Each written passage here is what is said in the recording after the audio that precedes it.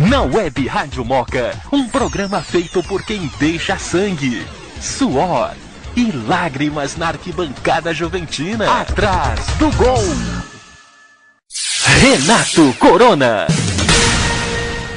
Muito boa noite a você que nos acompanha aqui em www.webradiomoca.com.br. Este é mais um Atrás do Gol, o programa para você, torcedor juventino, que fica atrás do gol, porque quem fica atrás do gol é o verdadeiro torcedor juventino. Primeiro vamos dar boa noite pro meu parceiro aqui, o meu sócio aqui no programa, o Guizão. Boa noite, Guizão. Guizão. Boa noite, Corona. Boa noite, ouvintes da Web Rádio Moca. Estamos aqui para mais um Atrás do Gol, para contar tudo o que aconteceu nessa semana que passou aí do Juventus. Uma vitória, uma derrota, mais algumas polêmicas. Vamos destrinchar tudo isso aí que aconteceu no decorrer desse programa. E assim como na semana passada, hoje também temos visitas, sim, hoje temos duas visitas aqui importantes, dois torcedores juventinos de garbo e elegância, que vão fazer o nosso Atrás do Gol de hoje, começando, né, pelo mais velho, talvez, seria mais educado, né, começando por Alexandre Trevisano. Boa noite, doutor Ale. Na Web Rádio Moca, o torcedor tem voz. Fala, torcedor. Boa noite, é uma satisfação falar para todos os ouvintes da Web Rádio Moca, aqui no programa Atrás do Gol, com os meus grandes amigos que estão aqui. Já vou pedir licença e apresentar o próximo convidado, Ricardo Pucci, que inclusive fez aniversário essa semana junto comigo. A gente faz aniversário dia 5 de fevereiro, ou seja, temos dois aniversariantes da semana aqui, sentados aqui com os nossos produtores, locutores, grandes amigos aqui, o Guizão e o Corona.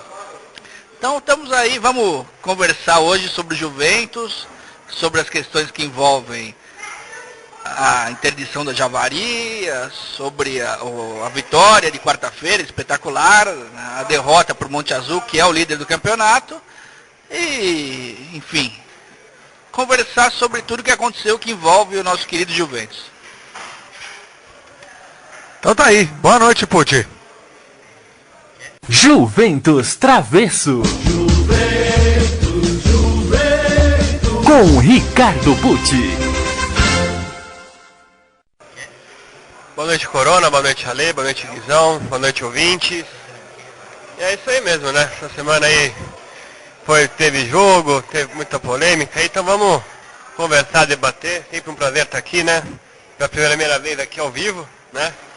Com vocês, e vamos falar um pouco mais sobre o Juventus aí. E parabenizar você, Ale, nós dois aqui pelo aniversário, mais um ano de vida aí, mais um ano sofrendo pelo Juventus. Atrás do Gol. E vamos começar então falando da, enfim, vitória do Juventus sobre o Rio Branco. O Juventus jogou até que relativamente bem, comparando com os jogos anteriores. E conseguiu essa vitória até com uma certa tranquilidade, apesar do placar apertado e do Rio Branco acabar pressionando um pouco mais no final aí para buscar um empate, mas foi um jogo relativamente tranquilo, que o Juventus venceu com uma tranquilidade, digamos assim, nova para esse Campeonato Paulista da Série A2. Antes da gente debater sobre o jogo, vamos ouvir os gols da narração de Danilo Almeida, aqui pela Web Rádio Moca. Danilo Almeida. Atenção, o árbitro tá falando alguma coisa ali, é o Fubá, não deu pra identificar quem é o jogador do Rio Branco, mas é o Fubá, e o Fubá tá bravo ali, ó. É o Fubá quem tá na escuta quem tá na escuta lá em Pinheiros é o Wagner Ribeiro.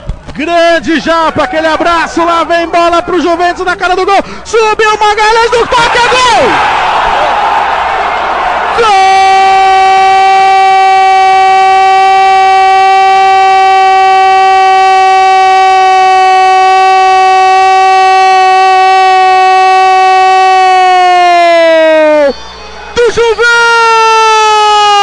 Juventus! Dominou, sobrou a ponta na grande área, saiu o goleiro, é pênalti!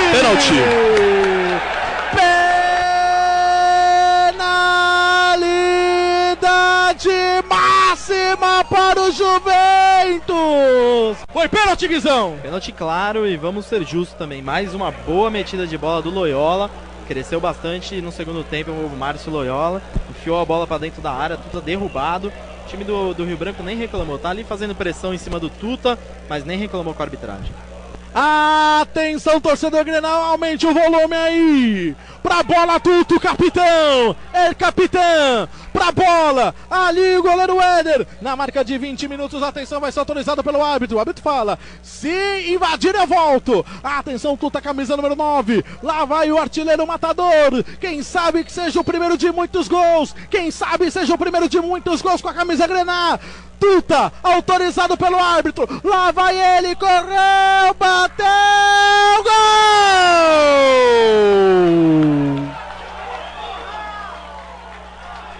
Gol!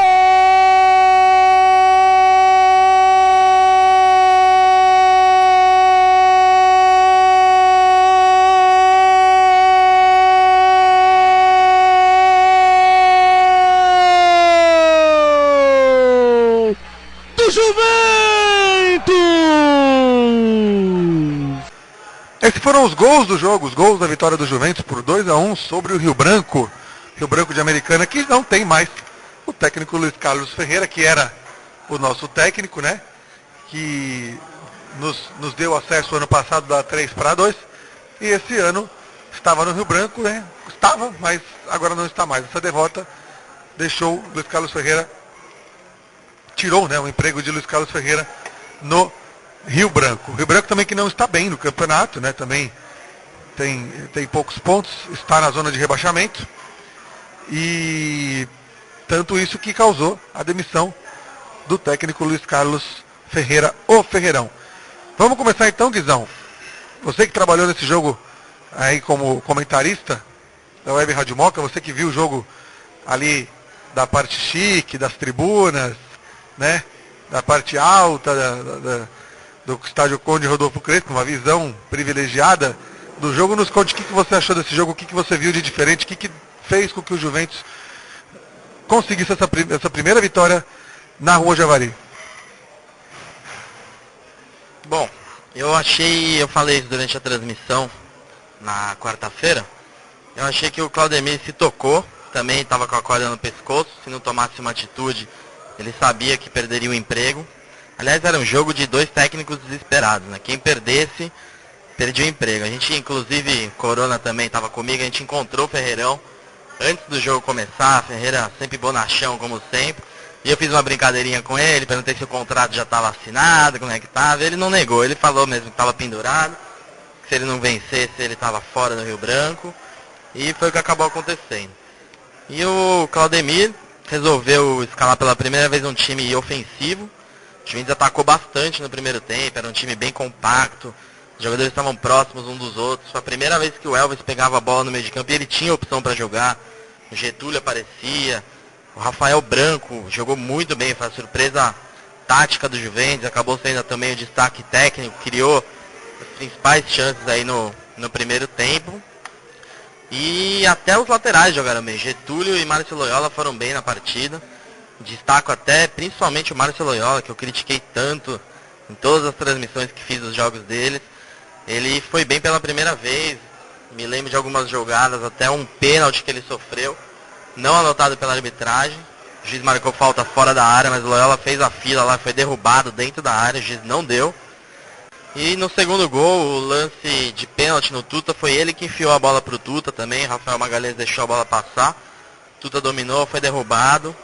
Então destaco aí a presença do Rafael Branco e do Márcio Loyola nesse jogo. Além do Elvis, que jogou demais, comeu a bola, jogou muito.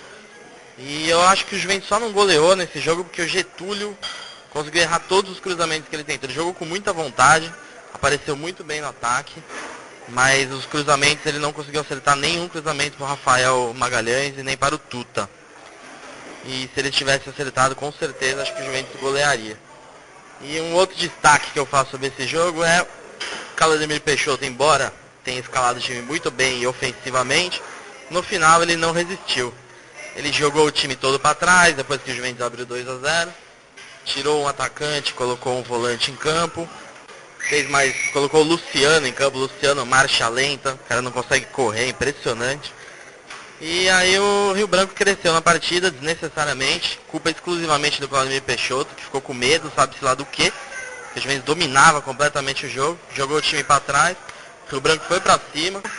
E aos 44 minutos o Rio Branco descontou e aí foi aquele desespero até o final do jogo.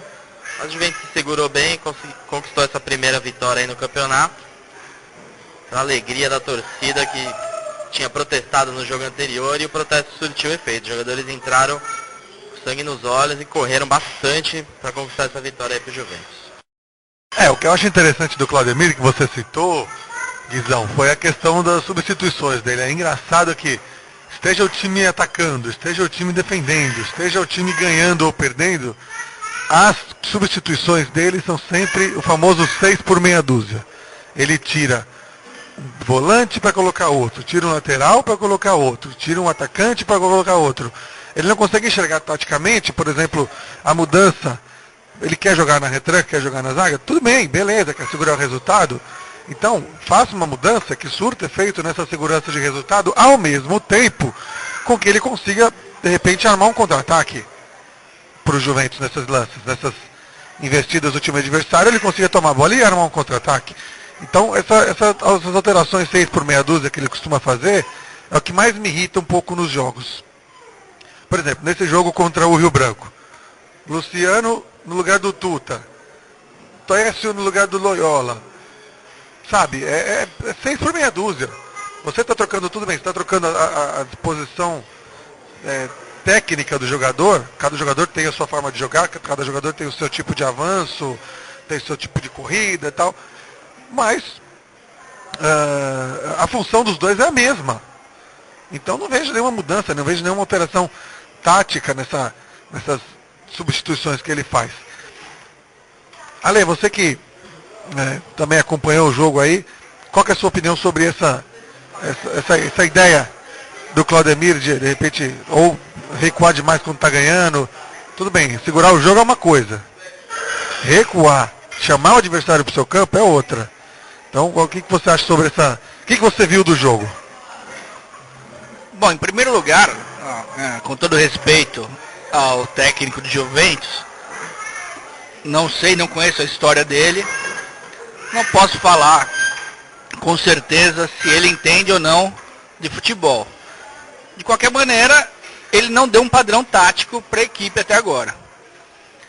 Eu não acredito que dentro da Série A2 existam disparidades tão grandes entre equipes que possam fazer um time jogar de uma maneira tão diferenciada do outro que ele passe a ser o sparring. Isso já aconteceu na Javari outras vezes. Obviamente não nessa quarta-feira, quando o Juventus conseguiu impor o seu jogo. E eu acho até que isso tem relação com o que o Guizão falou, com o que você falou, que é a questão dos jogadores terem, de alguma maneira, tentado se superar. Logicamente, você tem alguns jogadores que já jogaram no Juventus, é o caso do Elvis, que tem demonstrado uma aplicação tática, uma capacidade técnica e principalmente uma presença de espírito que tem dado e feito a diferença para o time, né? Então eu acho que nesse momento o que falta para o Juventus, principalmente, não falando só desses dois jogos, os últimos, nem querendo julgar esse primeiro mês ou 2 meses de trabalho do técnico, porque falta um padrão tático. Se o Juventus não alcançar esse padrão tático, é óbvio que tem alguma coisa que ser mudada. E quem muda padrão tático é a comissão técnica. Então esse é o recado que eu tenho a dar. Pucci, você que acompanha a base e sabe que dos jogadores da base que o Juventus tem, pelo menos tem mostrado aí na Copa São Paulo, no ano passado, inclusive também nos campeonatos Paulista, Sub-20 e tal, a qualidade técnica dos jogadores que a gente vê hoje, para os jogadores que você cansou de ver nos jogos da base, eles realmente são muito diferentes, ou seja, eles são melhores mesmo que a base para ter essa gama gigantesca de jogadores contratados e pelo menos até agora a gente não vê o resultado efetivo dentro de campo, são melhores mesmo que os jogadores da base ou você acha que os jogadores da base estão sendo mal aproveitados? Falta do Juventus, ele depende muito do Elvis. Eu vejo assim que ele depende muito do Elvis. E não dá, mesmo o Elvis jogando bem, não dá pra ele, eu vejo que ele não aguenta os 90 minutos. Chega uma hora que, se ele vai arrebentar no primeiro tempo, com certeza no segundo ele vai cansar, né? Eu precisaria de um sangue novo. Poderia ser o Jonatas, poderia ser o Paulo Vitor, né? Mas tem que ver também a força física, né? Eles são fisicamente mais fracos do que os jogadores que já estão no profissional. São teoricamente, podem ser até mais habilidosos, né? Mas não tem essa força, não sei se eles aguentariam um tranco, né? Porque tem muito zagueiro bem mais forte, né? Que pode chegar junto. Mas com certeza daria para se aproveitar mais, né? Acho que o Pedro, se ele entrasse como atacante no segundo tempo, ele é muito melhor que o Getúlio, por exemplo, né? Os atacantes do Juventus. Ele dupla com Tuta. Nem sei se os dois vão bater cabeça ali, mas no segundo tempo, Tuta joga o primeiro tempo, entra o Pedro, que é um sangue novo, né? Então você coloca um sangue novo no segundo tempo e vai dar experiência para esses jogadores e pode dar certo, eles já sabem, né? Pedro, então o Jonathan pega a bola, o Vinícius pega a bola e já sabe onde o Pedro tá. Eles já jogam junto, já tem um entrosamento. Então, se para subir acho que tem que subir uns 3 ou 4 e o Claudemir colocar esses jogadores, com certeza acho que o Juventus vai ter muito a evoluir no segundo tempo, já que é um clube que cansa, né? Então, eu vi no jogo sábado, nem sei se posso falar, mas no jogo sábado foi isso, no segundo tempo o Juventus cansou, né? Ele até fez um bom jogo contra o Monte Azul sábado, mas no segundo tempo cansou, então faltava um pouco disso. De repente o Paulo Vitor entrando, dando um gás, que a zaga do Monte Azul sábado estava aberta, então o Pedro, que pintasse aí, o Juventus perdeu várias chances de gol sábado. Talvez se caísse no pé do Pedro, ele com certeza poderia fazer os gols, né? Então, isso que falta pro Juventus, né? Ver se tem sangue novo, né? Tem que fazer um trabalho fisicamente para ganhar corpo, para ganhar massa, sim. Mas se eu colocar no segundo tempo, numa 2, para eles ganharem experiência, isso vai ser fundamental para eles, né? Porque já vem jogando junto, já tem um entrosamento. Muito bem, Pucci, muito bem. Vamos falar, inclusive, sobre o jogo contra o Monte Azul daqui a pouquinho, sobre a derrota do Juventus para o Monte Azul por 1-0 lá em Monte Azul Paulista, uma cidade longe pra danar, que eu acho que nós nem conseguimos levar torcedores para lá, pela distância, mas vamos falar sobre esse jogo daqui a pouco. Ainda sobre o jogo Juventus e Rio Branco, nós fizemos algumas entrevistas, conversamos com alguns personagens deste jogo. Guizão! É isso aí, pessoal, aqui do programa Atrás do Gol da Web Rádio Moca, estamos aqui com ele, Fubá, você hoje foi muito elogiado aqui na cabine de transmissão da Web Rádio Moca. O pessoal falou que você voltou a ser aquele Fubá da Série A3. Não por conta da parte técnica, porque isso você sempre nunca esqueceu de jogar, mas parte da vibração. Você tava com tudo hoje, foi pra cima mesmo, vibrava, tirava as bolas, comemorava. O que aconteceu? Não foi só você, foi o time inteiro. Teve uma chacoalhada aí no vestiário, o time tava precisando acordar mesmo. Como é que foi depois dessa boa atuação da equipe do Juventus? A gente, depois das 4 primeiras rodadas que a gente teve um resultado negativo dentro de casa, perdendo de 4-0, fomos lá para Campinas, tivemos resultado positivo e 2 jogos seguidos acabamos perdendo, mas tranquilo, né? Mas a gente jogador se uniu dentro de campo e tal, que vem conversando, que devia ser uma outra postura dentro de campo, né? E hoje aí tá uma amostra aí hoje aí com a vitória, uma bela vitória em cima do time do Ferreira, né? Fica um pouco mais gostoso, mas tranquilo, mas essa garra, essa vontade, acho que vontade nunca faltou, né? Mas faltou um encaixe do time, hoje deu uma encaixada, né? A opinião da torcida era que estava faltando um pouco de vontade. Eu achei também que o time hoje foi mais compactado, parece que o time estava mais próximo um jogador do outro. A gente via lá no meio de campo, o Elvis pegava a bola e hoje ele tinha opção para jogar. O Getúlio se aproximava, o Loyola acho que fez a melhor partida dele desde que chegou ao Juventus. E teve uma mudança mesmo tática, que foi a entrada do Rafael Branco, né? Para ajudar um pouco ali na marcação, um pouco ali no meio de campo. Você acha que isso ajudou também o fato de o Juventus jogar com Tuta e Rafael Magalhães? Precisou um pouco desse apoio do meio de campo aí? Olha, com a entrada do Rafinha e do Tuta, mudou a postura do time, né? uma mexida e tal, mas acho que, como eu falei pra você, acho que todo mundo se empenhou, né, se dedicou, porque a gente sabia, se a gente tivesse um resultado negativo, podia ter uma coisa que a gente não esperava, um parceiro nosso ir embora e tal. E hoje a postura foi diferente, como eu falei pra você. Mas hoje acho que valeu a garra de todos, né? Você viu que o pessoal tá lá de fora, que não veio pro jogo, todo mundo no vestiário apoiando e tal. Mas valeu isso aí, né? Isso aí foi o Fubá aqui pra Web Rádio Moca. Atrás do gol! E com o Tuta, um dos destaques aí do Juventus na partida de hoje. Tuta, o pessoal aqui que participou da transmissão junto comigo na cabine da rádio, disse que se surpreendeu com a sua mobilidade, com o seu preparo físico, achou que você se mexeu bem em campo hoje, bem melhor já do que aconteceu no sábado. No sábado atrapalhou um pouco o calor, foi só o tempo ou não? Tá bem fisicamente mesmo, pronto para ajudar aí o moleque outra vez quando necessário. Claro, você tem que entender que eu tava 8 meses sem jogar, né? É difícil, primeira partida com a menos, você com o resultado negativo. Mas hoje já deu para melhorar um pouco e a tendência é melhorar a cada jogo. E gostou da experiência de fazer um gol na Javari? Vi que você saiu correndo, se pendurou na alambrada, fez a festa com a galera, sentiu a emoção, como é que foi isso pra você? Claro, já tinha feito gols aqui contra, né? Agora a favor, é emoção grande, né? E o objetivo é fazer muito mais. Isso aí, Tuta, obrigado aí por falar com a gente, um grande abraço e boa sorte aí. Renato Corona. Como Atrás do Gol é um programa de torcedores para torcedores juventinos, então temos que dar voz ao torcedor juventino. Alguns torcedores falaram aí sobre esse jogo, falaram sobre esta vitória do Juventus. Na Web Rádio Moca, o torcedor tem voz. Fala, torcedor. Vou chamar aqui o meu amigo Ricardo Castro, que junto comigo, com o Corona e com mais alguns amigos está participando do programa Atrás do Gol. Ele que é o nosso gênio das táticas.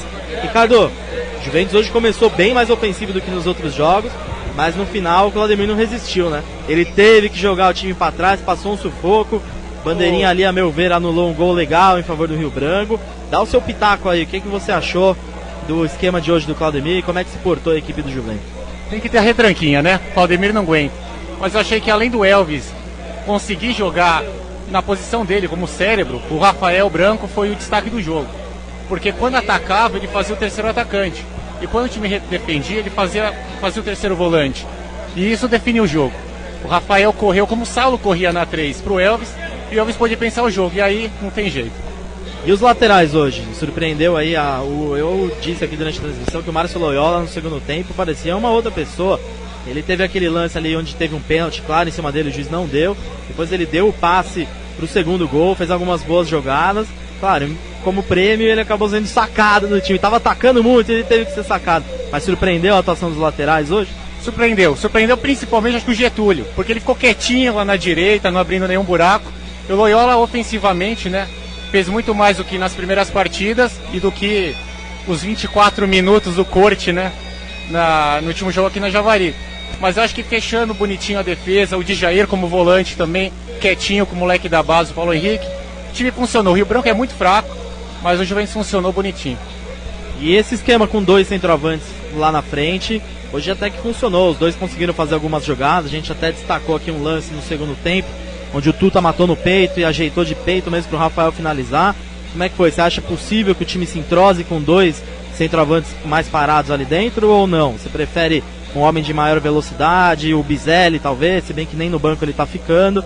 Dizem as más línguas aqui da Javari que ele vai entrar numa lista de dispensa que vai sair essa semana aí do Juventus.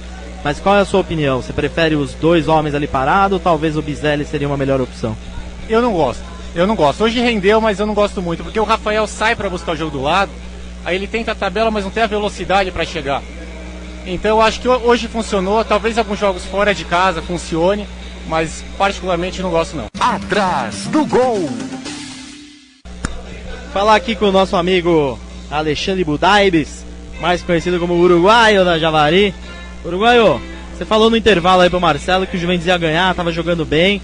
Dá o seu pitaco aí, o que você achou de diferente no time de hoje? Qual foi a diferença do Juventus de hoje para as outras atuações?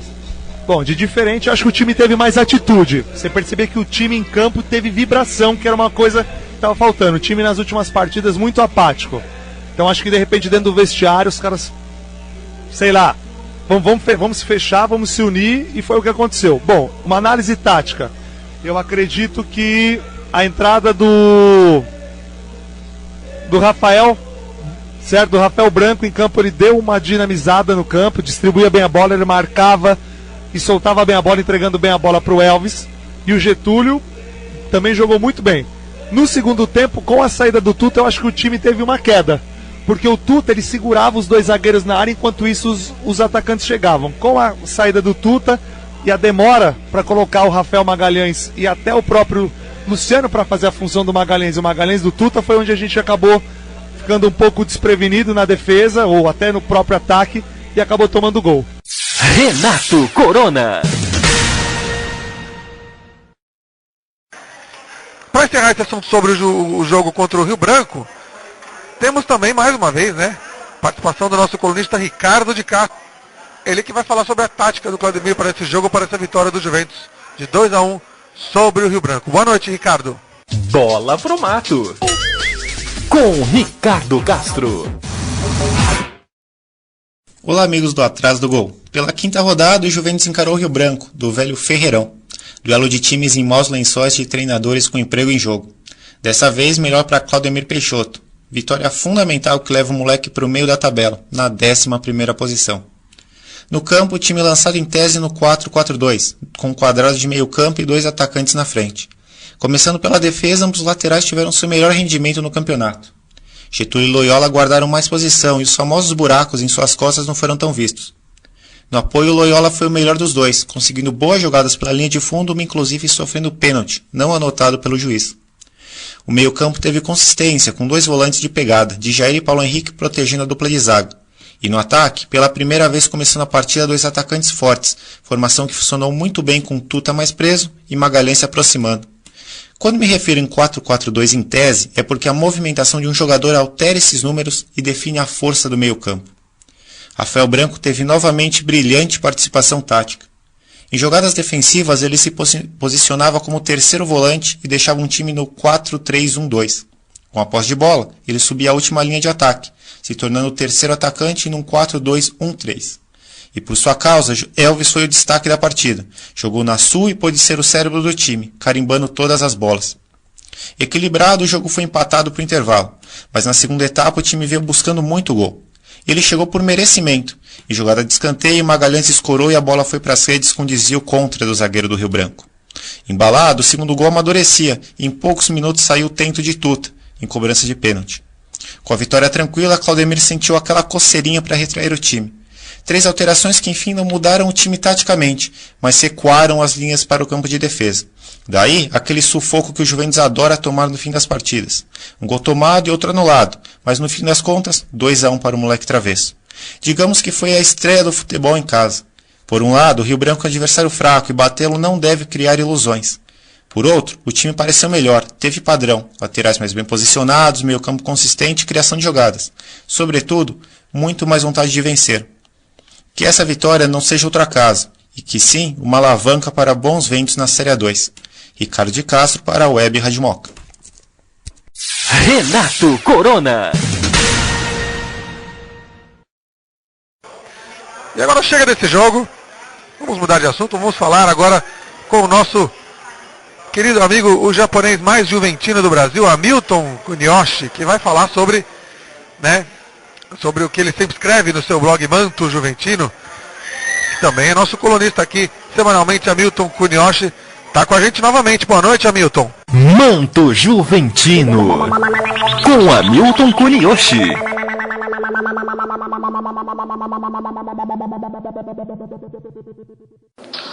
Boa noite, amigos da Web Rádio Moca. Em 1982, os clubes de futebol no Brasil passaram a ter autorização do governo para trazer patrocínios nas suas camisas, inicialmente apenas nas costas, acima do número. E assim, desde então, o patrocínio do futebol surgiu nos uniformes como uma nova fonte de renda. E na época era uma renda complementar para os clubes, já que o grosso do dinheiro vinha da arrecadação dos sócios e das bilheterias dos jogos. De 1982 para cá, passaram-se 30 anos e muita coisa mudou. surgiram as cotas de televisão e a diminuição dos torcedores nos estádios, fazendo com que, cada vez mais, a presença de uma marca na camisa fosse importante para financiar, para manter a equipe durante o ano. No início do patrocínio no futebol, era comum ver marcas pequenas anunciando em 1 ou 2 jogos em situações excepcionais e eventuais. E os clubes aceitavam esse patrocínio contentes a troco de algumas moedas, bem diferente de hoje, quando milhões e milhões são oferecidos e às vezes os clubes recusam, achando que é possível fechar um contrato ainda melhor com outra marca.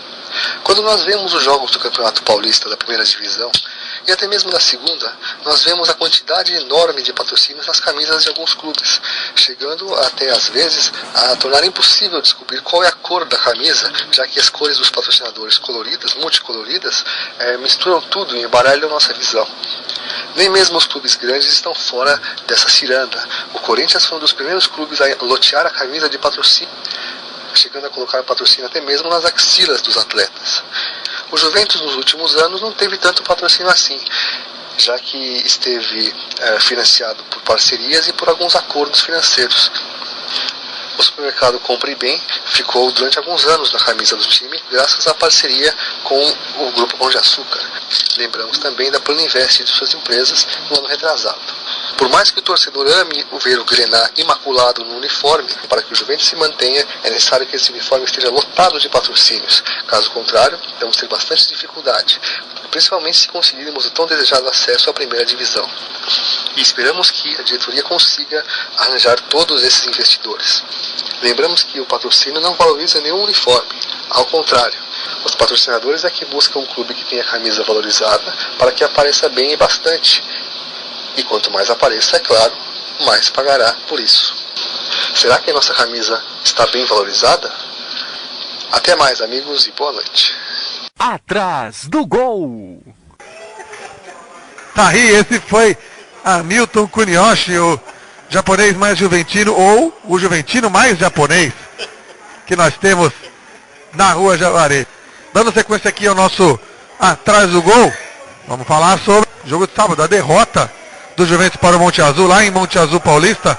Antes da gente começar com o nosso debate, novamente vamos então à narração do gol do Monte Azul, na transmissão, na retransmissão que a Web Rádio Moca fez da rádio de Monte Azul. Escuta aí o gol. Atrás do gol.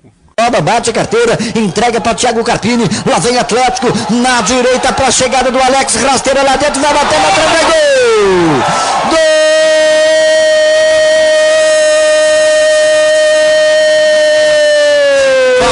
Do Atlético! A bola achou um pé do zagueiro do Clube Atlético Juventus. Sabão, aos 32 minutos. Renato Corona. Bom, esse foi o gol do Monte Azul. A derrota do Juventus para o Monte Azul por 1-0. Eu acompanhei esse jogo ouvindo pela Web Rádio Moca e também acompanhei pelo vídeo, né, que o pessoal do Monte Azul, a TV Azulão, transmitiu o jogo ao vivo. E, como eu disse, achei que por ser o Monte Azul líder da Série A2, o time que ainda não perdeu, né, na Série A2, eu achei que o Juventus poderia ter beliscado um empatezinho na casa deles ali. Achei que o Monte Azul, por mais que tenha sua qualidade técnica e tática ali, não é um time imbatível.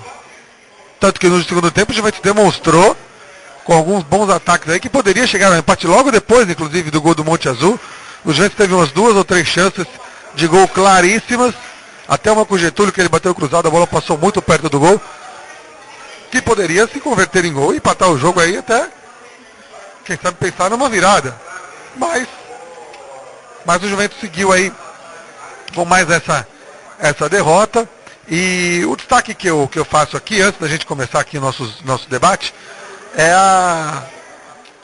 não vou dizer assim a decepção, mas como os torcedores, os jogadores e a diretoria do Monte Azul trata o Tuta.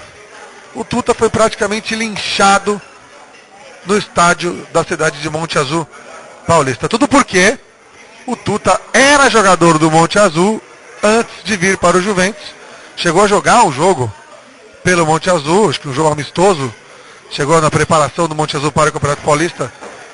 E ele saiu dizendo poucas e boas, saiu dizendo que a cidade era uma porcaria, que não tinha nada para fazer, saiu dizendo que o clube não tinha estrutura, saiu dizendo que os jogadores eram fracos. E o Tuta acabou sendo um personagem aí alheio ao resultado do jogo, um personagem desse jogo, porque os torcedores ficaram enchendo o saco dele, jogadores, inclusive entrevistas após o jogo, também falaram que o Tuta não devia ter falado isso, que tá mostrando que o Tuta estava errado porque o Monte Azul é líder, e venceu o Juventus, time do Tuta. Então, quer dizer, foi uma briguinha interna ali, né, uma disputa interna entre o Monte Azul e o Tuta, que acabou sofrendo com isso foi o Juventus, mais uma vez. Então, Guizão, você que também acompanhou esse jogo, fala pra gente o que você viu, o que você achou dessa derrota do Juventus para o Monte Azul por 1-0.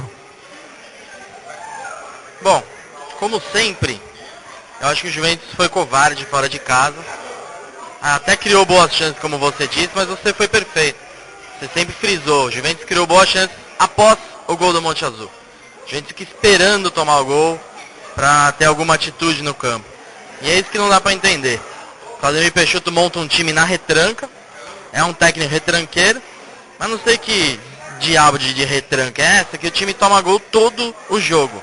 Não teve um jogo que o Juventus não tomou gol. Então não sei se vale a pena essa retranca. Ela obviamente não está funcionando, porque se um time joga na defesa e não consegue defender, obviamente não está funcionando. A primeira chance de ataque do Juventus, eu até anotei aqui, foi aos 20 minutos, uma bola parada, que o Paulo Santos bateu e o Tuta não conseguiu cabecear. E demorar 20 minutos para dar o primeiro chute a gol já mostra qual era a ideia do Juventus nessa partida. O Juventus foi para buscar o empate e não conseguiu. Acabou sofrendo um gol aí aos 32 minutos, uma infelicidade do Fubá. Foi cortar o cruzamento e acabou metendo a bola para dentro. Acontece. O Fubá, que aliás jogou muito no jogo de quarta-feira, jogou demais. Acabou tendo essa infelicidade no sábado. Botou a bola para dentro e fez o gol contra. E o segundo tempo, por incrível que pareça, que era, a gente achou, o Juventus terminou o primeiro tempo tão bem, né? Buscando empate, indo pra cima. E no segundo tempo só deu Monte Azul. O Juventus voltou aí a atacar só depois dos 40 minutos. Depois da entrada do Marlon, no lugar do Tuta. Foi quando o time começou a criar alguma coisa e também não criou quase nada. Criou uma chance que foi uma puxeta do Luciano. Quase marcou um golaço. Mas o Juventus não conseguiu criar absolutamente nada. Muito também porque o time estava sem Elvis. Tomou o terceiro cartão amarelo na quarta-feira. E o principal armador do time teve que ser o Paulo Santos. E aí complica tudo, realmente. Não tem como criar muitas coisas. E aí, nova crítica a Claudemir Peixoto.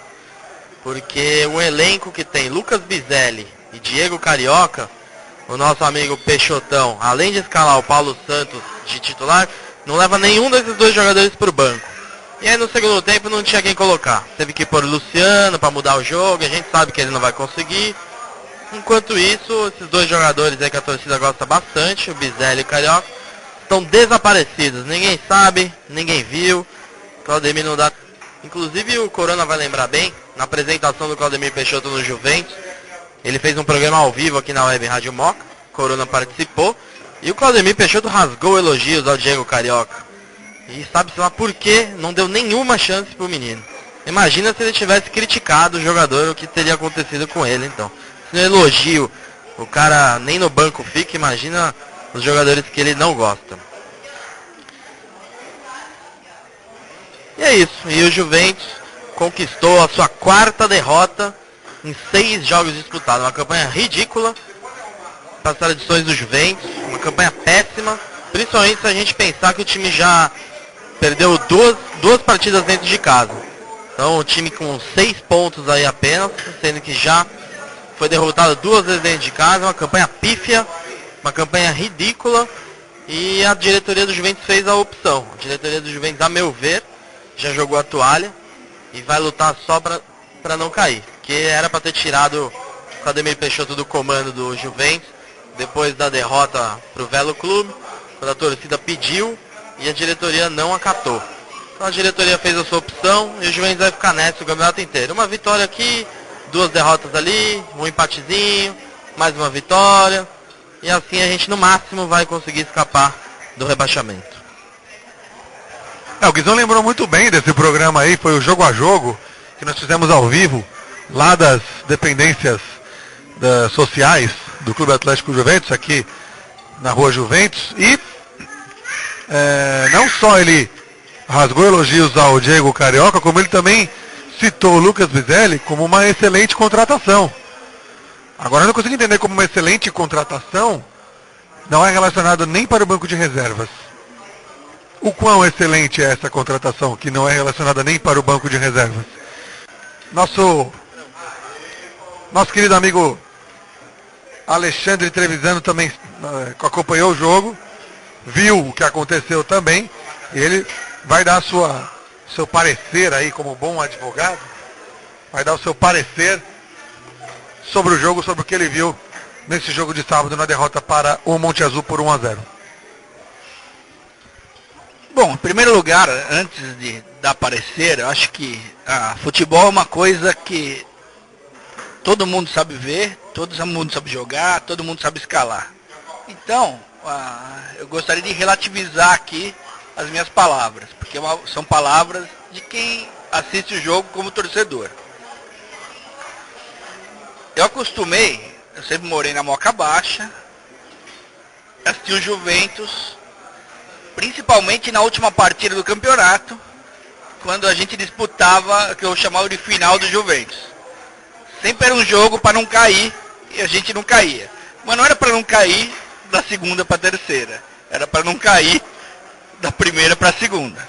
E enfim, nunca caía. O Juventus tinha sempre lá ao seu favor alguns fatores que favoreciam, vamos dizer assim, a permanência do Juventus na primeira divisão. Além do que, sempre tinham bons times que faziam com que merecesse permanecer na primeira divisão. Hoje eu acho que o Juventus tem um time que, de certa forma, questionável. De certa forma, questionável se é um time de segunda divisão. A primeira vez que eu vi o Juventus jogando na Javari, eu falei, olha, esse time não deve nem nada pro time da terceira divisão. Ou seja, o Juventus está jogando como um time de terceira divisão na segunda divisão. Um time que joga como terceira divisão na segunda divisão, obviamente que ele busca cair para a terceira divisão. E essa é a luta do Juventus, para não cair. Ou seja, provavelmente a gente vai chegar aqui, nesse programa, na véspera do jogo contra o Comercial, falando, será que a gente vai conseguir escapar do rebaixamento? De fato é o que parece. Obviamente não é o que a gente quer. A gente quer ver o Juventus vibrante, porque a gente sabe que o Juventus no ano passado também não era para subir, porque não tinha time para subir. Era um time de terceira divisão. E subiu graças à vibração dos jogadores, graças à vibração da torcida, graças ao empenho, graças a empatia que teve entre torcida, time, comissão técnica, todo mundo que estava envolvido no time do Juventus, que estava lutando para que aquilo acontecesse, para que o Juventus subisse para a segunda divisão. E aconteceu. Eu acho até que não era para acontecer. Eu sempre digo para vocês que eu acho que o Juventus não era para subir, subiu. Subiu graças aos jogadores, ao empenho e à mística da torcida. A esse apoio que a torcida deu, essa coisa espetacular que foi a participação e a empatia entre torcida e jogadores e comissão técnica ano passado. Enfim, eu não estou defendendo a comissão técnica do ano passado, não quero que volte o Ferreirão, não estou defendendo nada disso. O que eu estou falando aqui é o seguinte, que o jogo que eu vi contra o Monte Azul é um jogo onde o gol, eu não vou comentar mais nada sobre o jogo. Além do fato que o Juventus não teve sorte nos últimos minutos. No gol do Juventus, mais uma vez eu vi a defesa mal posicionada. O Corona falou uma coisa interessante, que o Fubá falhou. O Fubá realmente falhou. Mas antes dele falhar, falhou o Matheus. Chegou atrasado, chutou vento. eu vejo várias vezes ele falhar. Eu acho que ele é um bom jogador, até brinco com o pessoal que ele tem um porte assim de zagueirão do Catania da Itália, né? Aquele estilão e tal. Não, um cara que deve ser um bom jogador, mas ainda não mostrou o que ele é. Então, mais uma vez eu quero dizer o seguinte: posicionamento. Posicionamento é esquema tático. Esquema tático é comissão técnica. Enfim, comissão técnica ou resolve essa questão de posicionamento, de colocar um zagueiro que chegue na bola, não chegue atrasado, como chegou várias vezes nesse jogo contra o Monte Azul. Várias vezes. Qualquer pessoa que entenda nada de futebol, que veja esse jogo, vai ver a zaga chegando atrasada pelo menos umas 10 vezes. E não é porque o zagueiro é ruim, não é possível que o zagueiro seja tão idiota a ponto de chegar 10 vezes atrasado na bola. Tem alguma coisa errada no sistema de posicionamento. Então, se tem no sistema de posicionamento, o Peixoto tem que fazer algo. Se ele não faz, ele tem que ir embora. Você falou da zaga, queria aproveitar o Pucci aqui, confirmar com ele uma informação que a gente recebeu. Pucci, é verdade que o Claudemir puxou para o time de cima o Alain e o Nailson? Olha, Guizão, realmente nada contra, como falou o Matheus, os zagueiros do Juventus. Eu acho que o Nailson hoje não chegaria tão atrasado assim como o Matheus. Depende de como ele jogar. O Nailson, para compor a zaga, ou até mesmo de volante central, ele já jogou assim na base um pouco mais à frente, ajudando o meio de campo também a sair jogando, coisa que eu também não vejo muita zaga fazer isso, né? Sair jogando, né? Acho que esse é o ponto positivo do Nailson, né? Então, fisicamente talvez ele não esteja tão preparado ainda. Ainda pode evoluir, pode ser que daqui a 10 anos ele esteja na seleção brasileira, por exemplo, né? Não é nada absurdo pensar nisso. Mas, por um momento, fisicamente ainda eu vejo que o Nailson ainda está se preparando, né?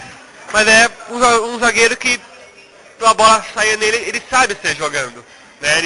Então, coisa que a zaga não faz, né? Então, zaga ou é chutão do goleiro, ou é chutão da zaga, perde a bola e o time vem pro contra-ataque de novo, né? Foi coisa contra o Monte Azul. Não tem um padrão tático, né? Não consegue fazer uma jogada certa, né? Até porque falta de posicionamento, o clube depende muito do Elvis, né? Então imagine como é que a bola vai chegar da zaga, do goleiro, pro Elvis que está lá na frente, né? Então tem que ter uma interligação com isso. Então o Nailson ajudaria nesse ponto, né? Agora, sobre o Alain também subiu, né? O Alain poderia jogar mais ajudando o Elvis, né? Assim, eu não vejo atualmente o Alain, já fez boas partidas com o Juventus, mas está devendo também um bom futebol. Já faz um tempinho, né? O Alain. E o problema do Alain também não é só dentro de campo, né? Então tem que ver isso também, não quero também envolver muito o nome dele, né? Mas com certeza, se ele voltando a jogar, ao meu ver, acho que com certeza ele ajudaria a equipe do Juventus. O Pucci falou tudo, eu queria só fazer mais uma colocação. Não consigo entender para que o Claudemir Peixoto puxou mais um meia ofensivo da categoria de base, se ele já tem no elenco o Bizelli e o Carioca e não os usa. Para que ele quer mais um? Não dá para entender. Mais uma peixotada do nosso comandante. Bom, essa discussão sobre a zaga foi interessante, porque agora mesmo, hoje, terça-feira de carnaval, estava eu com minha família curtindo as areias da Praia da Enseada, no Guarujá, e discutíamos sobre futebol e discutíamos sobre a questão de zaga, né? Obviamente, falando sobre os times aí que estão na primeira divisão dos grandes campeonatos, citando alguns times aí, o grande problema do futebol brasileiro é a zaga. O time que tem uma zaga arrumada, bem organizada e que funciona, o time vai para frente, o time consegue resultados.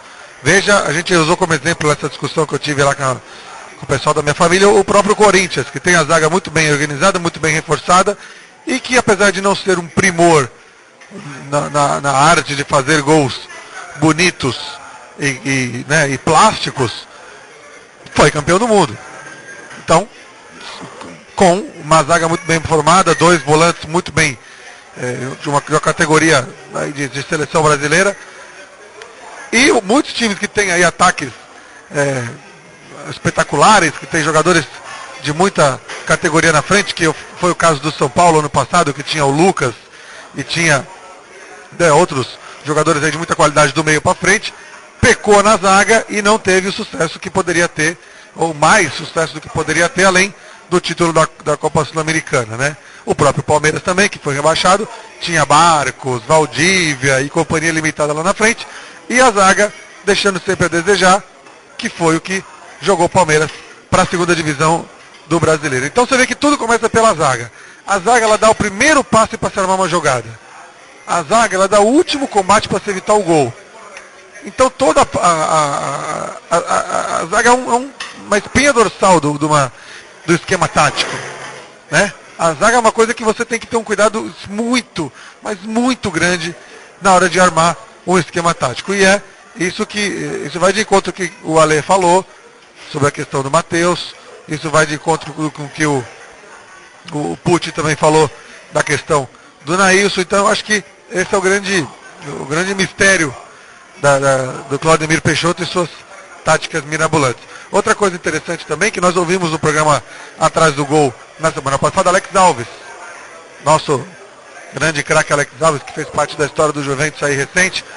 Alex Alves disse uma coisa que você estava falando, Ale, da questão da parte tática, e ele também citou a questão da parte tática. Ele disse que quando ele era moleque, ele corria demais, e alguns treinadores que foram treinadores dele, citando aí, ele citou com muita ênfase o Sérgio Soares, que foi técnico nosso também, o Alex Alves disse que aprendeu a correr com o Sérgio Soares, que ele aprendeu a não gastar energia na correria e aprendeu a se posicionar de forma correta dentro de campo. Ou seja, ele cita que o jogador tem que saber correr.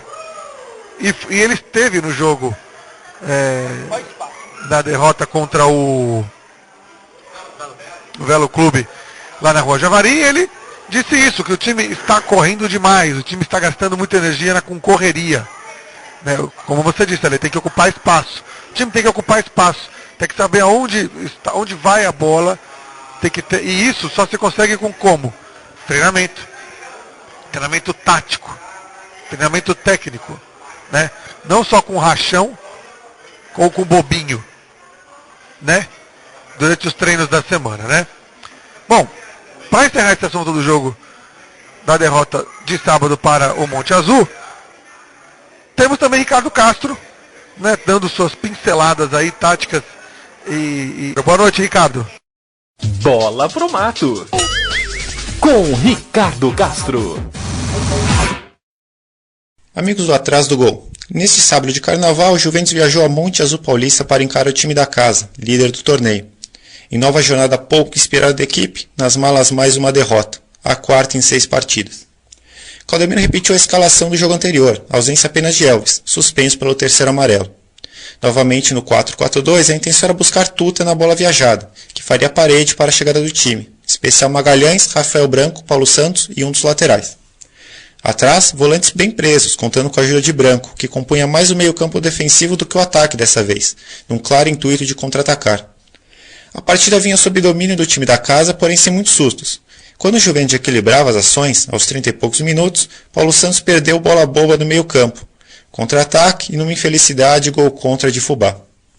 Na sequência, certo sufoco, que durou menos de 5 minutos em busca do empate.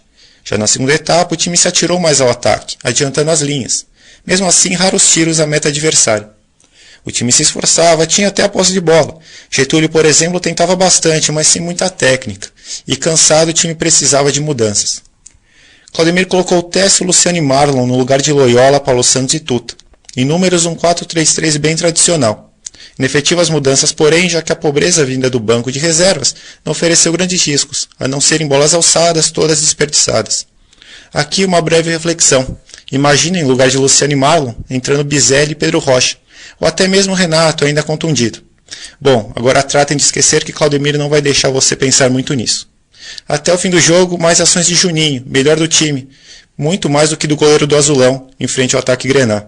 O empate poderia chegar, mas não era a situação mais provável. Fim de jogo e nova derrota. Com esse revés, o próximo jogo na quarta-feira é vencer ou vencer. Ricardo de Castro para a Web Rádio Moca. Renato Corona. Mais uma vez, obrigado, Ricardo, pela sua participação. Esse foi Ricardo de Castro aí, dando suas pinceladas técnicas e táticas deste jogo, desta derrota do Juventus por 1-0 para o Monte Azul.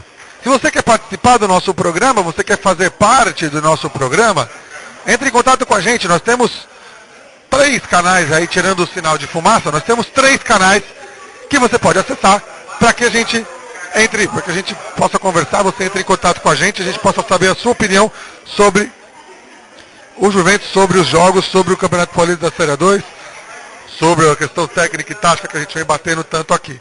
Mande um e-mail pra gente, atrásdogol@webradiomoca.com.br. Se você está no Facebook, nos siga.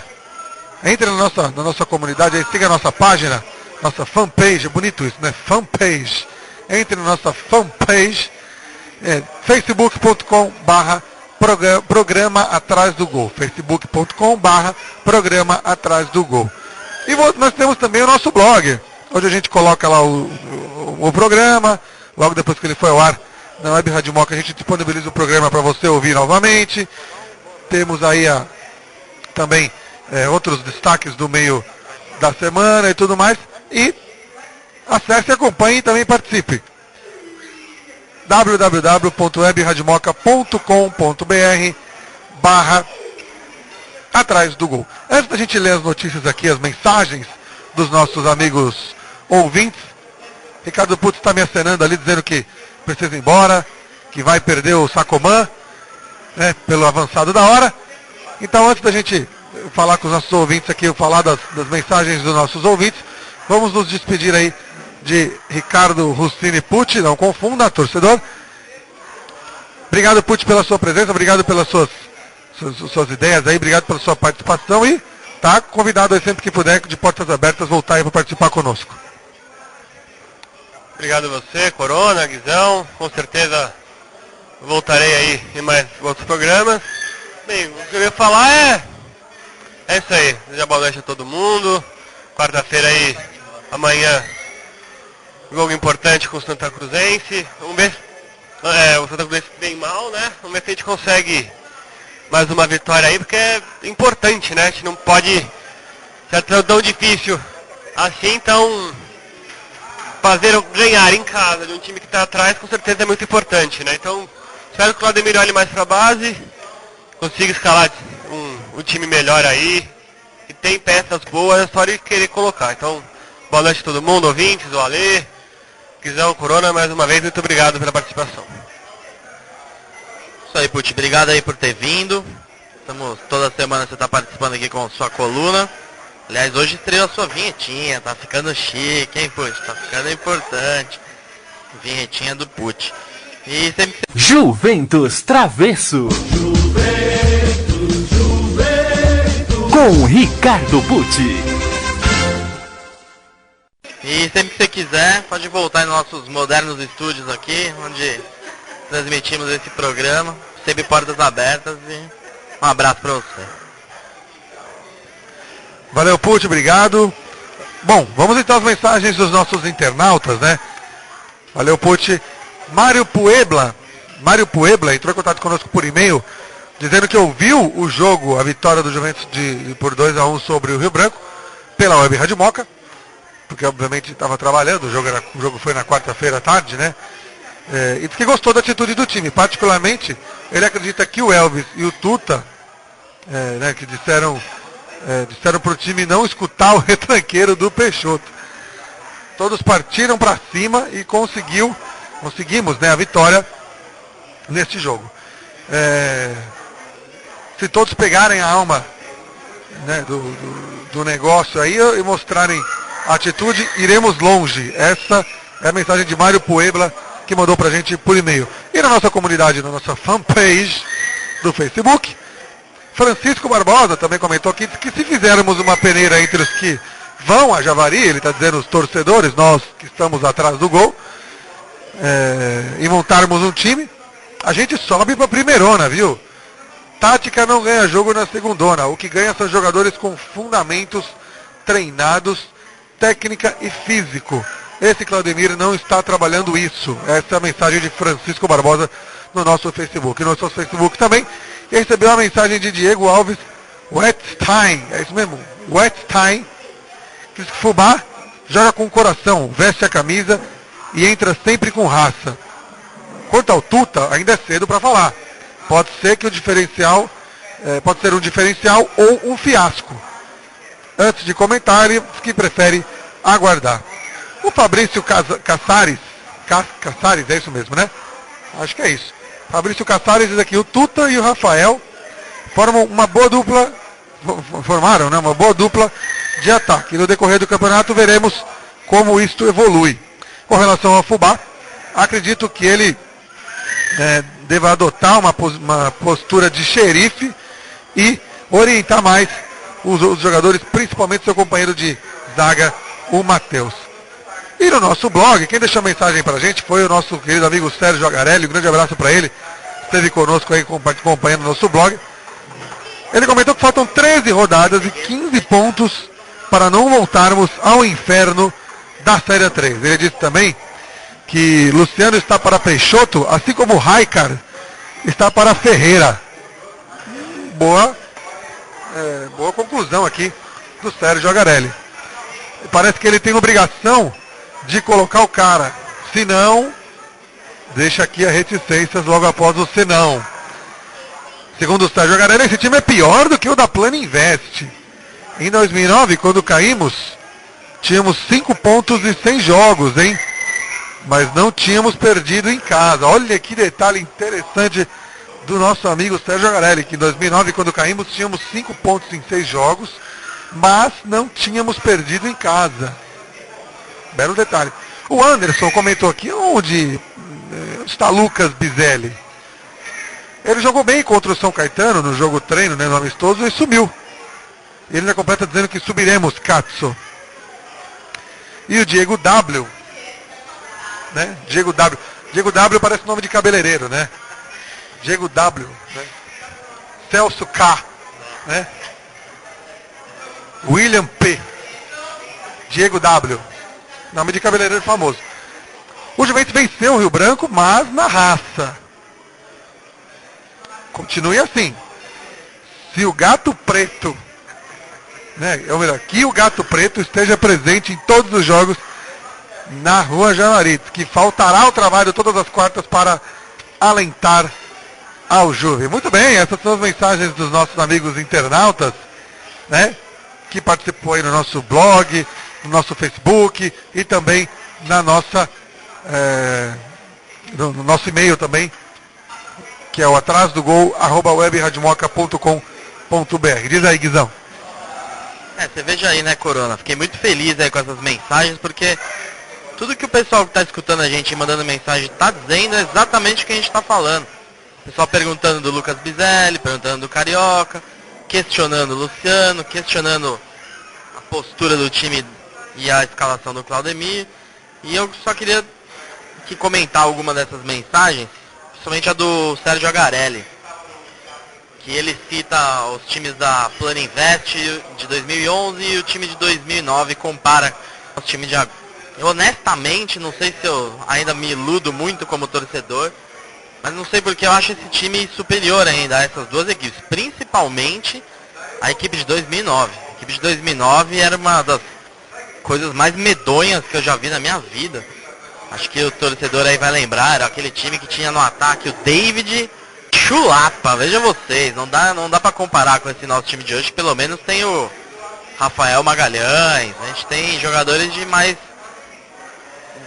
categoria em campo. E o time de 2009 também, meio campo era um time horrível, tinha o Jordan na zaga, tinha um tal de Anderson Cristo na zaga. Era uma coisa medonha aquele time de 2009, acho que a comparação não cabe nessa questão. Já quanto ao time de 2011, talvez até tínhamos lá o Celcinho, que caberia nesse time de hoje fácil, tinha o Marco Aurélio, tinha o lateral esquerdo, o Ralf, que com certeza era melhor do que o Márcio Loyola, tínhamos o Nem, tínhamos alguns jogadores ali que davam um caldo. Atrás do gol. Queria aproveitar aqui, estamos chegando aí no final já do programa. Ale, o que você acha aí? Você acha que o Juventus vai lutar pelo que nesse campeonato? Você ainda tem esperanças de classificação? O que você está sentindo? Bom, em primeiro lugar, eu acho que o time pode se classificar. Todo time que ainda está disputando esse campeonato pode se classificar, porque você não tem, como você disse, um bicho-papão e nem excelentes times que possam rivalizar e desequilibrar a coisa a ponto de impedir que qualquer time sonhe em disputar o quadrangular final.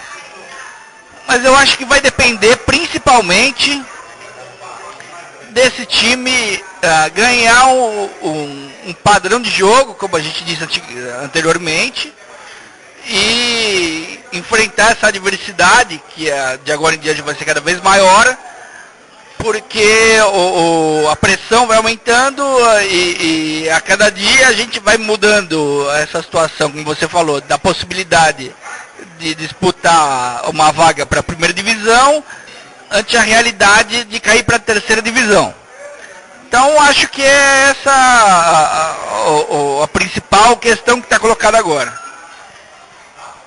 Queria lembrar também que o Juventus aí vai entrar numa semana decisiva nesse quesito de para que o time vai brigar. A gente vai ter 2 jogos importantíssimos, Santa Cruzense e na sequência a Portuguesa. E hoje o Juventus em 6 jogos tem 4 derrotas, a gente põe um placar de 4-2, né? 4 derrotas e apenas 2 vitórias. Quem sabe no próximo programa o Juventus já não esteja com 50% de aproveitamento, 4 derrotas e 4 vitórias, ganhar da Portuguesa, ganhar da Santa Cruzense. E aí talvez tudo mude, a confiança mude, nossas esperanças mudem. Vamos torcer. É isso aí, vale lembrar que toda vitória em clássico reabilita o time, né? Esteja ele em condição que estiver, né? Então, o jogo contra a Portuguesa realmente, Guizão, acho que não apenas contra a Santa Cruzense, mas jogo contra a Portuguesa principalmente, será um divisor de águas nas pretensões do Juventus aí para este ano, se será buscar a Série A1 ou fugir da Série A3. Por falar nisso, por falar em pretensões juventinas, a Rua Javari foi interditada. Isso mesmo, torcedor. A Rua Javari foi interditada. Corremos o risco do jogo de amanhã contra a Esportiva Santa Cruzense ser realizado na Rua Javari com portões fechados, torcedor. Atenção, corremos o risco de que o jogo contra a Esportiva Santa Cruzense amanhã na Rua Javari seja realizado com portões fechados. Quem tem mais detalhes sobre esse caso é o nosso amigo Guizão, que está aí atento a todas as notícias. Guizão, o que você pode trazer aí de momentâneo que pode ou não acontecer aí com o Juventus e com a Rua Javari? Então, Corona, difícil dizer porque desde a notícia aí da interdição da Javari, o Juventus não se pronunciou oficialmente. Então, como sempre, os torcedores estão tendo que adivinhar as coisas e correr atrás da informação por conta própria. Aliás, fomos nós, os torcedores, que descobrimos que a Javari estava interditada, porque a diretoria não sabia, e fomos nós que tivemos que avisar a direção do clube. Então veja vocês a que ponto estamos chegando. O que eu posso dizer é que eu fiquei meio duvidoso quando eu vi essa informação. Eu não acreditei muito, achei que o site da federação estava equivocado, alguma coisa, e acabei no sábado indo até a Javari para ver se o Palmeiras B, que anda mandando seus jogos lá, iria realmente jogar com portões fechados. E quando cheguei lá, realmente estava tudo fechado. Os seguranças do Palmeiras e os dirigentes do Palmeiras não sabiam informar qual era o motivo. Então a Javari foi fechada sem esclarecimentos. Ninguém sabia qual era o motivo. O time do Palmeiras jogando e a própria direção do Palmeiras não sabia o que acontecia. A direção do Juventus nem vou falar, porque eu fiquei lá por cerca de 1 hora e meia. Não encontrei ninguém do Juventus na Rua Javari no sábado, nem para tentar saber o que estava acontecendo. E o que eu posso dizer é que no final, já bem tarde da noite, resolvi passar por lá de novo. E alguns funcionários do Juventus que lá estavam tentando descobrir também as coisas, informaram que o motivo da interdição foi por conta dos bombeiros. Os bombeiros interditaram a Javari. E aí as coisas começaram a fazer sentido. Porque quando é algum motivo mais fútil, uma coisa mais simples, primeiro é enviado um comunicado para o Juventus tomar certas atitudes. E caso essas atitudes não sejam tomadas, aí sim o estádio é interditado. E dessa vez não. Foi feita uma avaliação lá na sexta-feira e na própria sexta-feira já fecharam. O jogo de sábado o Palmeiras já não ocorreu. Então realmente era alguma coisa no quesito segurança e que, segundo os funcionários do Juventus, são problemas de fácil solução e eles apostam que na feira o jogo será disputado com portões abertos. Queria saber se o Ale tem alguma coisa a falar sobre essa questão da Javari, o que ele acha disso. Eu acho que realmente foi apenas uma coincidência a Javari ter sido interditada assim na véspera de um feriado, sem tempo de defesa, sem nada. Ou você acha que tem mais alguma coisa por trás disso, Ale? Bom, em primeiro lugar, sempre tem alguma coisa por trás disso. Isso é uma coisa óbvia. Quem conhece um pouco da história do Brasil, um pouco da estrutura da administração pública e dos poderes do Brasil, sabe que sempre tem alguma coisa por trás disso. E ponto final. Enfim, você não disse, mas você me contou faz mais ou menos 1 hora e meia, que ao mesmo tempo que a Javari foi interditada, o espaço do Clube Social de Juventus também foi. Nas vésperas do Carnaval, quando eventualmente o clube tem uma receita um pouco, vamos dizer assim, fora do normal, né? Fora do que é usual ter como receita. Infelizmente na Javari isso não acontece. A receita na Javari é muito próxima sempre. De certa forma, a gente pode dizer que o público na Javari varia entre 500 e 1.500 pessoas, das quartas aos sábados. Mas, de qualquer maneira, a Javari, aquele terreno, vale muito dinheiro, né? Então a gente sempre fica pensando nessas coisas, né? O que tem por trás disso tudo, porque tem a proposta da arena, e no nosso coração a Javari vale muito, mas no bolso da especulação imobiliária vale muito mais. Então, o que eles acham que pode ser um simples processo que tem relação com um despacho burocrático do promotor, eu acho que tem relação com o nosso coração, porque pra gente a Javari vale muito mais do que para especulação imobiliária. Ale, você falou bem, falou tudo, e na verdade a gente tem todo o direito de pensar esse tipo de coisa, mesmo porque o clube não veio a público esclarecer o que aconteceu, então a gente tem todo o direito de achar o que a gente quiser, visto que o clube não deu o seu parecer oficial sobre o assunto. Você citou o caso do clube, e na verdade o salão foi sim interditado, mas o clube agiu bem rápido e o carnaval conseguiu ser realizado para a alegria dos foliões que foram comemorar o carnaval lá no Juventus. Bom, meus amigos, lembrando que amanhã, quarta-feira, às 16 horas, teremos Juventus e Esportiva Santa Cruzense no estádio da Rua Javari.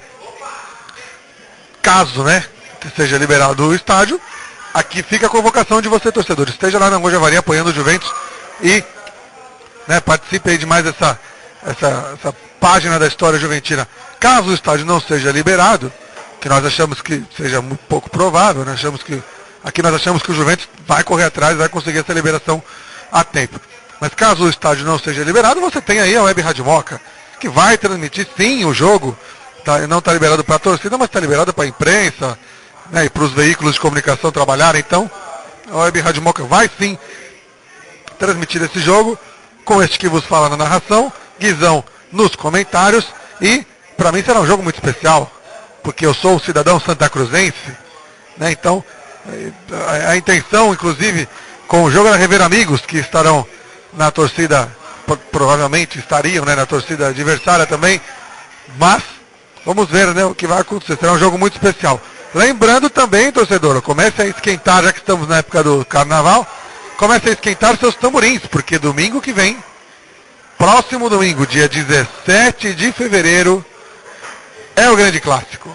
Juventus e Portuguesa no Canindé. Convocamos a sua presença no Canindé no dia 17 de fevereiro, domingo, às 16 horas. Juventus e Portuguesa, o grande clássico da Série A2. Vamos colocar o máximo de torcedor lá, vamos mostrar para muitas pessoas aí que acham que, né, muitas pessoas que acham que a torcida do Juventus é menor que a da Portuguesa, pode até ser, mas vamos provar no estádio, no cimento, o contrário. Fala aí, Guizão. Falou tudo, Corona. Temos que chegar lá em peso, fazer uma festa, empurrar esse time pra frente. E uma coisa eu tenho certeza, mesmo se estivermos em menor número, faremos maior barulho. Isso eu não tenho a menor dúvida. E para finalizar, torcedor, para encerrar esse programa em grande estilo, né, para encerrar esse programa com garbo e elegância, não é verdade? Tô até meio assim, pisando em ovos, para falar o português correto, porque estivemos na última terça-feira, no lançamento do livro Glórias de um Moleque Travesso, escrito por Ângelo Agarelli, Vicente Romano e Fernando Galupo. A noite de autógrafos ocorreu lá na livraria Saraiva Mega Store do Shopping Moca, bem próximo aqui do Juventus, e lá estiveram os autores autografando o livro, e tivemos a presença de nada mais, nada menos do que o grande professor Pasquale Cipro Neto, né? Grande juventino, famoso juventino Pasquale Cipro Neto, que esteve lá, escreve o prefácio do livro, esteve lá no lançamento, e obviamente que nós do programa Atrás do Gol e a Web Rádio Moca demos uma chegadinha no Pasquale ali para ouvir o que ele tem a dizer sobre o livro e também as histórias dele sobre o Juventus e sobre a Moca.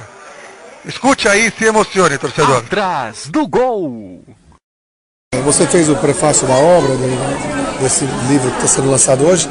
Queria saber daí, o que você acha da importância de uma obra dessa para a história do Juventus, para a história da comunidade moquense e juventina? Puxa vida, parece assim, finalmente, né? Finalmente, né? Como se diz na Itália, era hora, né? Era a hora, já passou da hora, né? O sentido é esse, né? Porque realmente um clube que tem a tradição, a importância do Juventus, eu fico...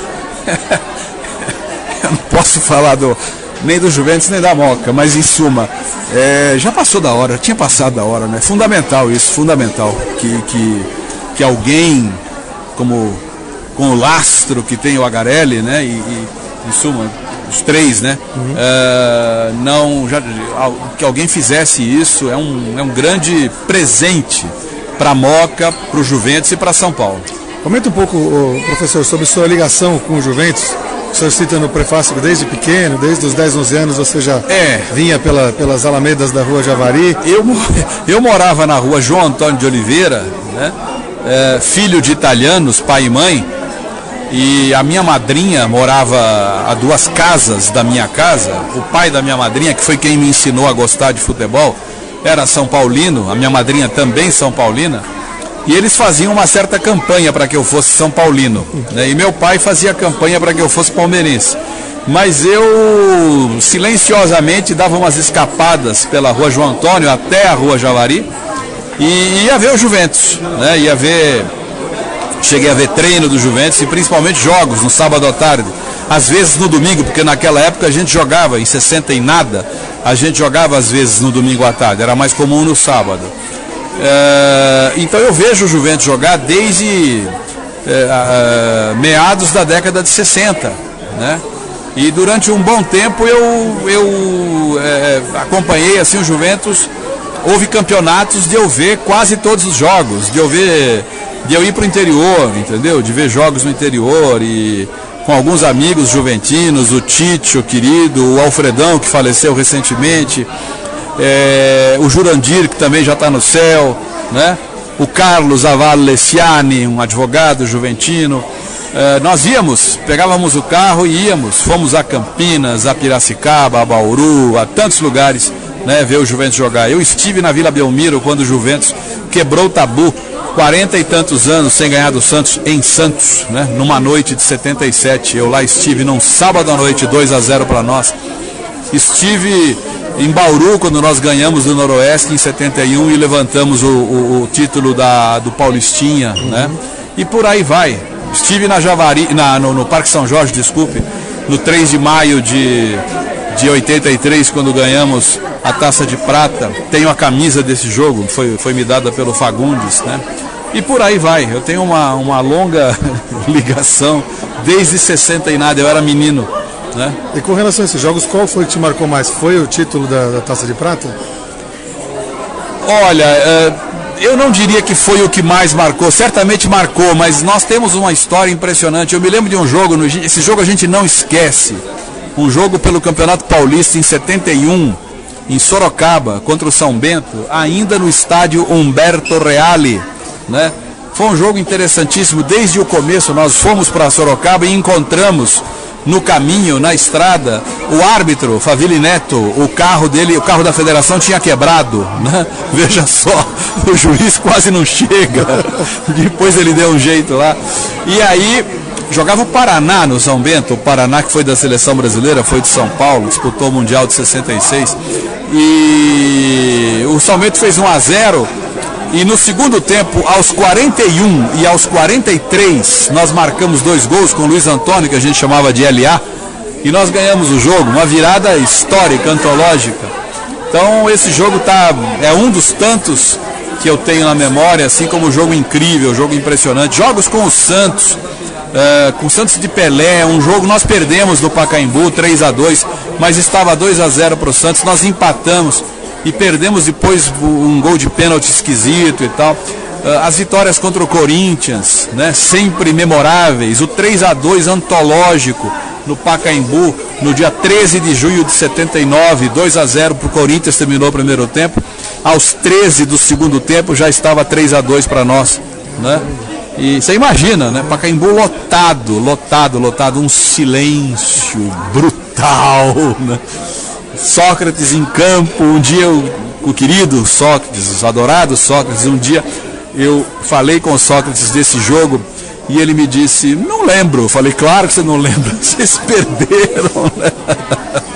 Uma virada dessas é para deixar o sujeito fora de órbita, né? E por aí vai, são muitos jogos. O tabu contra o Palmeiras, eu vi os 2 jogos das duas pontas.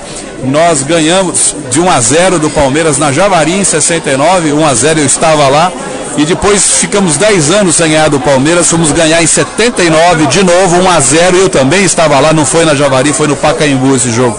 Gol do Cuca, que tinha sido jogador do Palmeiras.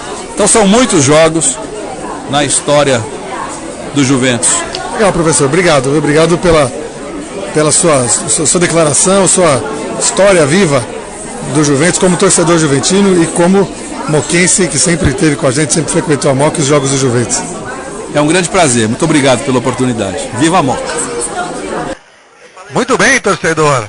É isso aí, Pasquale, sempre o Neto Gritino, de estirpe, um grande juventino conhecido por todos aí, Pasquale Cepro Neto, falando sobre suas histórias.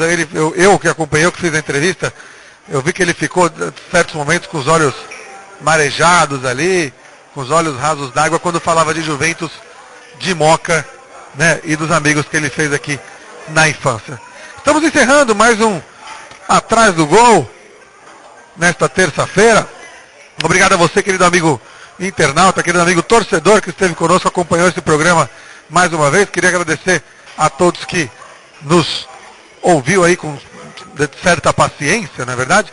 E também agradecer ao nosso convidado aqui que também nos aguentou até essa hora, não é mesmo?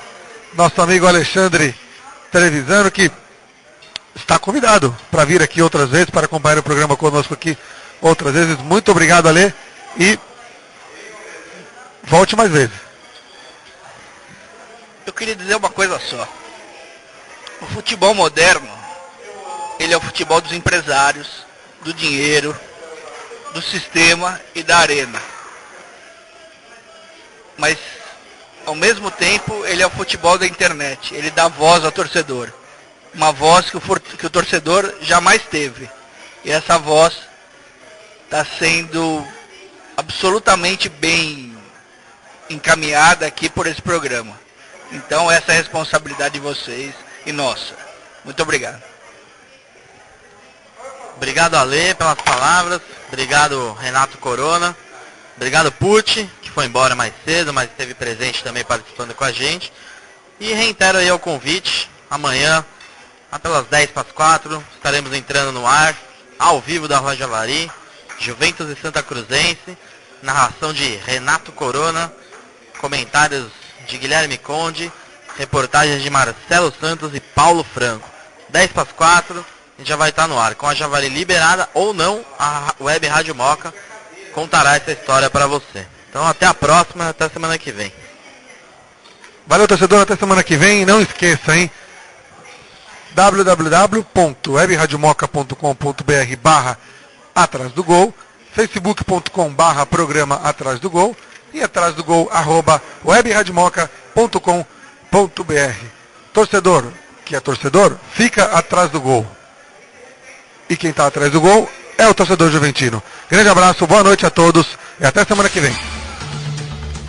Obrigado a você que ficou ligado em mais uma transmissão esportiva da Web Rádio Moca. Fique ligado no www.webradiomoca.com.br. 24 horas no ar, com música e futebol.